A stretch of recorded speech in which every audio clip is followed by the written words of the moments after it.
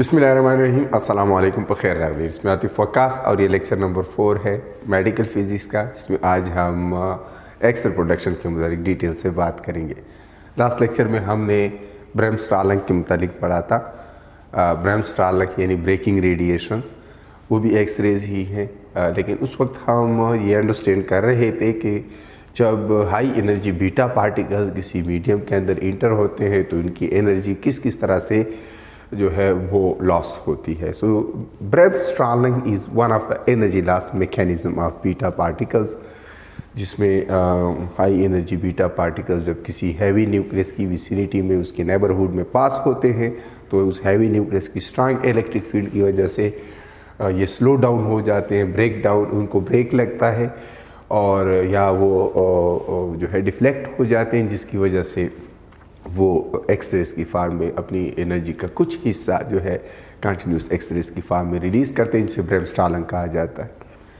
वही principal X-rays के पैदा करने का अब हम यूज़ करेंगे और देखेंगे कि कैसे इस तरीके से हम एक्सरेज प्रोड्यूस कर सकते हैं।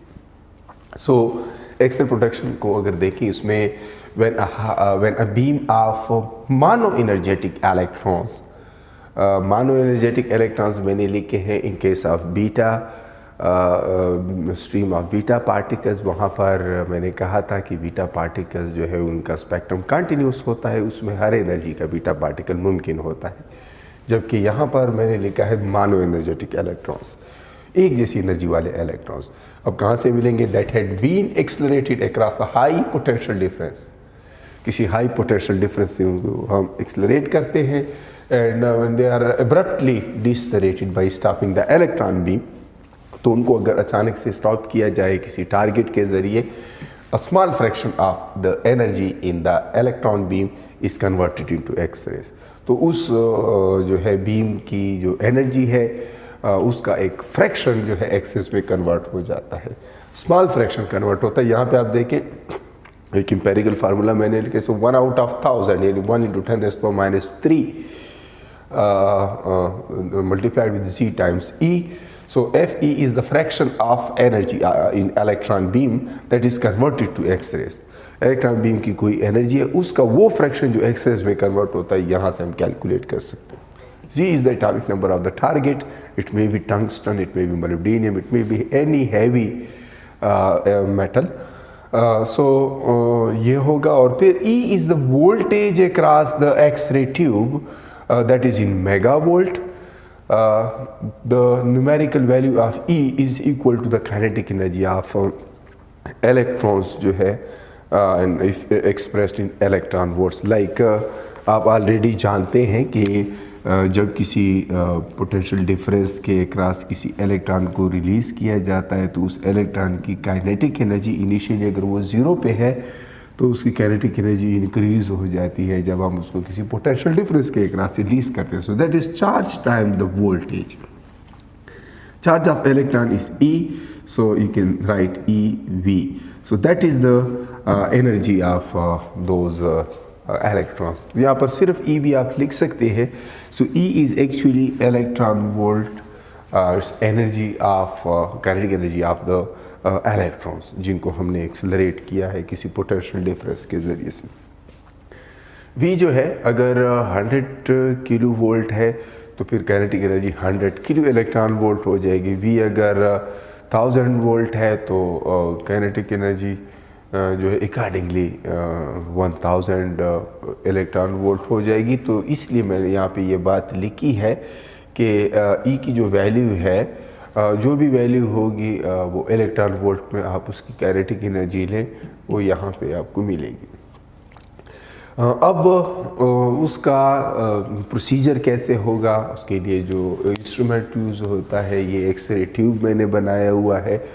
बाहर जो है एक इन्वेलप में बंद होता है, एक ख़ास ग्लास होती है, पायरेक्स ग्लास इन्वेलप, जिसके अंदर वो पूरा सेटअप बंद हुआ होता है। इसमें दो इलेक्ट्रोड्स हैं, एक एनोड है और एक कैथोड है। एनोड वो होता है जो टारगेट मटेरियल होता है, टारगेट मटेरियल एनोड होता है। ये मोलिब्डेनियम भी हो सकता है, ये टंगस्टन भी हो सकता है, मुख्तलिफ़ केसेस में मुख्तलिफ हो सकता है।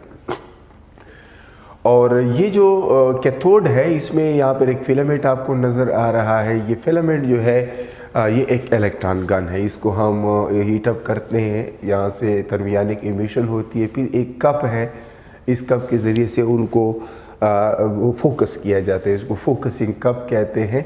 और वो इलेक्ट्रॉन्स जाके ज़ाहिर है इन दोनों के एकरास, इन इलेक्ट्रोड्स के एकरास हमने पोटेंशियल डिफरेंस अप्लाई किया हुआ है, दैट इज़ इन मेगावोल्ट्स। मेगावोल्ट्स में होता है और सेवरल 100 किलो वोल्ट में। मेगावोल्ट से अगर कम भी है तो 0.1 मेगावोल्ट यानी 100 किलो वोल्ट। अगर हम इसमें 100,000 वोल्ट अगर अप्लाई कर लें तो अकॉर्डिंगली उसकी उस बीम की एनर्जी अगर मेगा इलेक्ट्रॉन वोल्ट्स में होगी, तभी कहीं जाकर वो एक्सरे की रेंज में जो है अपना एनर्जी का कुछ हिस्सा रिलीज़ कर सकते हैं। क्योंकि यहाँ पे हमने देखे 1 आउट ऑफ 1000 उसकी एनर्जी जो है वो एक्सेस में कन्वर्ट होगी। तो इसकी एनर्जी मेगा में होनी चाहिए ताकि 1 किलो इलेक्ट्रॉन वोल्ट्स में हमें एक्सरेज दे। वेल मज़ीद ये कि ये जो टारगेट है इसको हम Coolidge type stationary target X-ray tube कहते हैं। Coolidge was a scientist, he worked throughout his life on X-rays and he developed this instrument, this tube for X-ray production.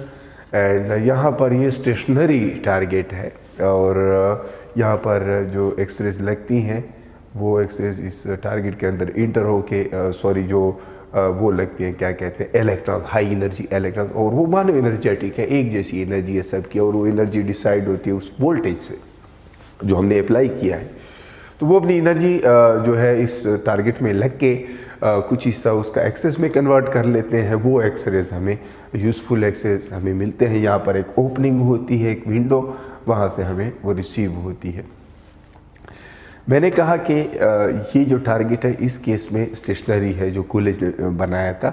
अभी जो एडवांस जो नए एक्सरे ट्यूब्स हैं उसमें एनोड जो है वो रोटेटिंग होता है, वो रोटेट करता है। उसका मेन रीज़न ये होता है कि जब इलेक्ट्रॉन बीम्स उस पर लगती हैं तो सिर्फ एक्सरेज तो पैदा नहीं होते, मैंने कहा 1 आउट ऑफ 1000 एक्सरेज में जाती है, बाकी एनर्जी कहाँ चली जाती है। तो ये इलेक्ट्रॉन अपनी सारी एनर्जी सिंगल इंटरेक्शन में खर्च नहीं करता, इसलिए वो वहाँ पर मौजूद उस मीडियम के अंदर और भी एटम्स होते हैं और भी इलेक्ट्रॉन्स होते हैं जिसके साथ इंटरेक्शन में उसकी एनर्जी का कुछ हिस्सा ऑलरेडी और भी जो है फ्रीक्वेंसी रेंज में रिलीज़ हो जाता है। तो जो एक्सरेज नहीं होते तो वो उससे बहुत ज़्यादा हीट पैदा होती है। तो जो रोटेटिंग टारगेट वाले, रोटेटिंग एनोड वाले एक्सरे जो ट्यूब्स हैं उसमें फ़ायदा ये होता है कि सारे इलेक्ट्रॉन्स एक ही जगह पे नहीं लगते, क्योंकि ज़ाहिर है वो तो रोटेट करता है वो एनोड, तो इसलिए वो ज़्यादा हीट अप नहीं होता। हालांकि जितनी भी एक्सरेज ट्यूब जो हॉस्पिटल्स में हम यूज़ करते हैं वहाँ पे पीछे कूलिंग का सिस्टम होता है जो उसको कूल रखता है। बिकॉज़ अगर 1 आउट ऑफ 1000 उसकी एनर्जी एक्सरेज में कन्वर्ट हो रही है तो बाकी एनर्जी जो है जब इलेक्ट्रॉन मुकम्मल तौर पर रुक जाता है तो वो हीट एनर्जी में यूज़ हो जाती है। सो ये स्टेशनरी टारगेट है और अभी जो होते हैं वो उसमें एनोड जो है वो रोटेटिंग होता है, एक मोटर लगा होता है जिससे वो रोटेट करता है। ठीक है, अब इसमें इस ग्राफ को ज़रा आप देख लें। 2 तरह की ग्राफ मैंने बनाए हैं। एक टंगस्टन के लिए इसका कंटिन्यूस एक्सरे स्पेक्ट्रम है, उसमें देखें यहाँ पर एक ये वेवलेंथ्स है एंगस्ट्रॉम्स में और मुख्तलिफ आपको नज़र आ रहा है इसमें हर तरह की वेवलेंथ हो सकती है, पूरा कंटिन्यूस स्पेक्ट्रम है। इसका अपना एक मिनिमम लिमिट है, मिनिमम वेवलेंथ का, उस पर आगे बात करते हैं। और मोलिब्डेनियम के केस में देखें उसी 35 किलो वोल्ट से अगर हम उसको एक्सेलरेट करें इलेक्ट्रॉन्स को और यहाँ पर मोलिब्डेनियम यूज़ करें तो उसके ग्राफ में देखें 2 स्पाइक्स नज़र आ रही हैं। और ये स्पाइक्स किस चीज़ के मुतालिक इंफॉर्मेशन देते, इसमें एक जो है के बीटा है, एक के अल्फ़ा है। मुख्तलिफ ये जो 2 पीक्स है ये असल में कैरेक्टरिस्टिक्स एक्सरेज है। तो कैरेक्टरिस्टिक्स एक्सरेज क्या होती हैं वो ज़रा देख लेते हैं। ज़ाहिर है जब ये इलेक्ट्रॉन जो है किसी मीडियम के अंदर इंटर होता है तो उस मीडियम के अंदर सिर्फ न्यूक्लियस तो नहीं होता, बल्कि वहाँ पर बहुत सारे शेल्स भी होते हैं जिसमें इलेक्ट्रॉन्स हो सकते हैं। ठीक है, तो ये बाहर से आने वाला हाई एनर्जी इलेक्ट्रॉन जिसकी एनर्जी सेवरल 100,000 इलेक्ट्रॉन वोल्ट्स में होती है, तो वो जब यहाँ के किसी इलेक्ट्रॉन को, फॉर एग्ज़ाम्पल मैं यहाँ पर मुख्तलिफ़ एनर्जी लेवल्स बना लेता हूँ, एक मैं बना लेता हूँ के लेवल, फिर उसके बाद जो है एल है, फिर एम है, फिर एन है, डिफरेंट एनर्जी लेवल में बना रहा हूँ के एल एम एन। तो फॉर एग्ज़ाम्पल ये के है, ये एल है, ये एम है, इस तरह। तो जब ये इलेक्ट्रॉन्स जो हाई एनर्जी इलेक्ट्रॉन्स है यहाँ के से कोई इलेक्ट्रॉन निकाल दे तो होगा ये कि बहुत कम टाइम में उस कमी को फिल करने के लिए एल से कोई इलेक्ट्रॉन जंप करेगा। जब वो नीचे आएगा तो ऊपर तो उसके पास ज़्यादा काइनेटिक ज़्यादा एनर्जी थी हायर लेवल में, वो लोअर लेवल पे आएगा तो अपनी एनर्जी जो है एक्सरे की फॉर्म में रिलीज़ करेगा। ज़ाहिर है वो रेडिएशन इमिट करेगा, रेडिएटिव डीके होगी, लेकिन चूँकि ये हैवी मेटल है और आप जानते हैं कि बोहर मॉडल में आपने ये पढ़ा था कि -13.6 डिवाइडेड बाई n² इतने इलेक्ट्रॉन वोल्ट्स जो है इस हिसाब से एनर्जी लेवल्स होते हैं 13.6 में। लेकिन अगर ये हैवी मेटल है और अदर देन हाइड्रोजन कोई है तो फिर उसके साथ यहाँ पर हम z² मल्टीप्लाई कर लेते हैं। ठीक है, z² मतलब उसकी एटॉमिक नंबर का स्क्वायर मल्टीप्लाई कर लेते हैं तो बहुत ज़्यादा एनर्जी आ जाती है। तो अगर कोई हैवी मेटल है, फॉर एग्जांपल 70 उसका एटॉमिक नंबर है, तो 70 का स्क्वायर जो है ऑलमोस्ट 5000 आ जाता है। तो थाउजेंड्स और उसको 13.6 से मल्टीप्लाई करें तो थाउजेंड्स ऑफ इलेक्ट्रॉन वोल्ट्स आ जाती है, यानी किलो इलेक्ट्रॉन वोल्ट्स में बात आ जाती है। तो इसी को हम एक्सरेस कहते हैं। तो जब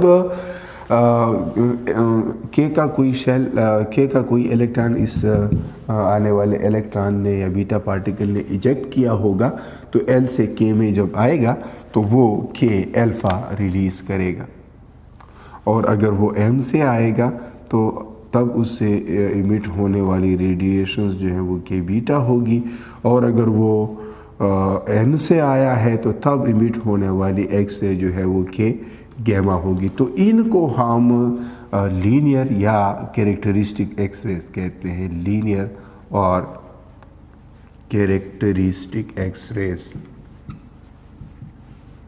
These X-rays are different than the continuous X-rays। तो इस पार्टिकुलर वेवलेंथ पे, यानी आप देख सकते हैं यहाँ पे एक वेवलेंथ है और फिर यहाँ पे एक वेवलेंथ है, यहाँ पर हमें पीक मिल रहे हैं, एक के बीटा है, एक के अल्फ़ा है। तो ये अल्फ़ा और बीटा के जो पीक्स मोलिब्डेनियम के केस में हमें मिल रहे हैं, ये इस वजह से है कि इनर शेल ट्रांजिशन हुई है। क्या हुआ है? Inner shell transition. और ये ज़रूरी नहीं है कि के शेल से कोई इलेक्ट्रॉन इसने निकाला होगा। अगर उसने एल शेल से निकाला है तो अकॉर्डिंगली एल में जब एम से आएंगे तो एल अल्फ़ा, एन से आएंगे एल बीटा, अकॉर्डिंगली इस तरह से होगा। तो ये लीनियर एक्सरेज है। और अब जो है यहाँ पे जैसे हमने बात की है ना कि एक्सरे प्रोडक्शन में जो मेडिकल साइंस में आमतौर पर डायग्नोस्टिक्स वगैरह के लिए यूज़ करते हैं, तो medical x-rays are continuous x-rays. तो उसका यहाँ पे मैंने कहा था हम उसकी लिमिट की बात करते हैं, कम से कम वेवलेंथ क्या होनी चाहिए। तो द लोवेस्ट लिमिट जो होता है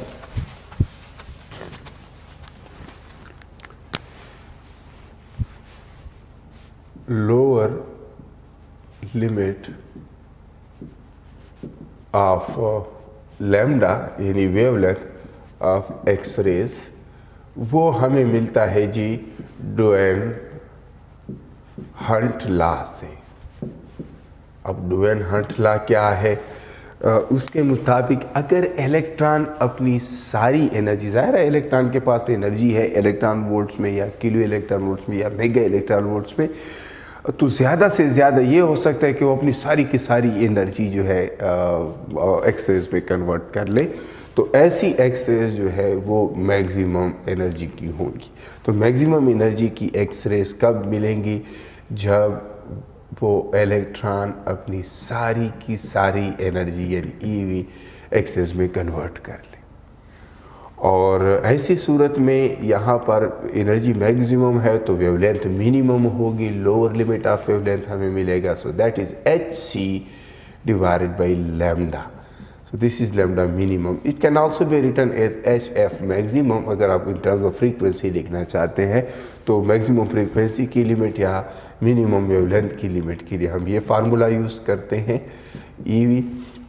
और अगर हम इसको रीअरेंज कर ले लैम्डा के लिए तो हमें क्या मिलता है? लैम्डा मिनिमम के लिए हमें मिलता है जी hc divided by EV। So this is how we can calculate the wavelength, the lower limit of wavelength of emitted x-rays. And इसके अलावा भी ये कर सकते हैं हम इसको। तो अगर h की जगह इसकी वैल्यू पुट की जाए 10⁻34 जूल सेकेंड, c की जगह स्पीड ऑफ लाइट पुट की जाए दैट इज़ मीटर पर सेकेंड, और नीचे E को उसी तरह E ही लिखा जाए, वोल्टेज की जगह उसकी वैल्यू पुट की जाए, तो हमें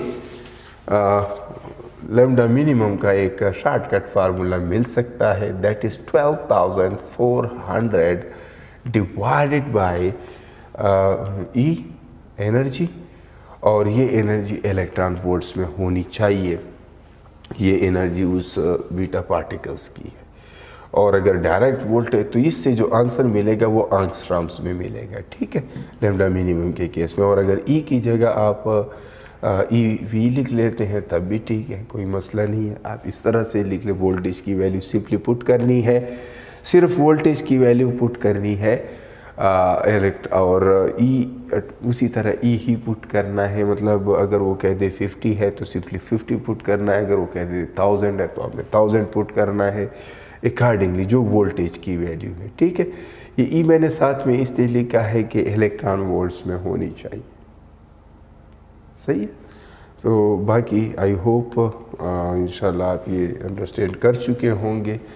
ये यूज़ करें या ये यूज़ करें आपकी मर्ज़ी है।